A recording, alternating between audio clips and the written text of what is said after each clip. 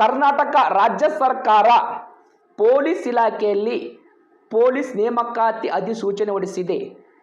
ಸದರಿ ನೇಮಕಾತಿಯಲ್ಲಿ ಖಾಲಿಯಿರುವಂಥ ಹುದ್ದೆಗಳ ಸಂಖ್ಯೆ ನಾಗರಿಕ ಪೊಲೀಸ್ ಪೇದೆ ಸಿವಿಲ್ ಕಾನ್ಸ್ಟೇಬಲ್ 3991 ಹಾಗೂ ಸಶಸ್ತ್ರ ಮೀಸಲು ಪಡೆ CRDR 1421 ಖಾಲಿ ಇರ್ತವೆ.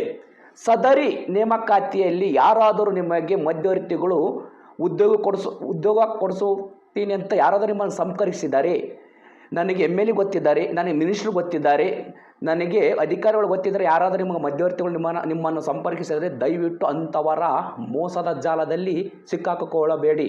ಯಾವುದೇ ಕಾರಣಕ್ಕೂ ದುಡ್ಡು ಕೊಟ್ಟು ನೌಕರಿ ಸಿಗೋದೇ ಇಲ್ಲ. ಫಸ್ಟ್ ಆಫ್ ಆಲ್ ಇದು ತಿಳ್ಕೊಳ್ಳಿ.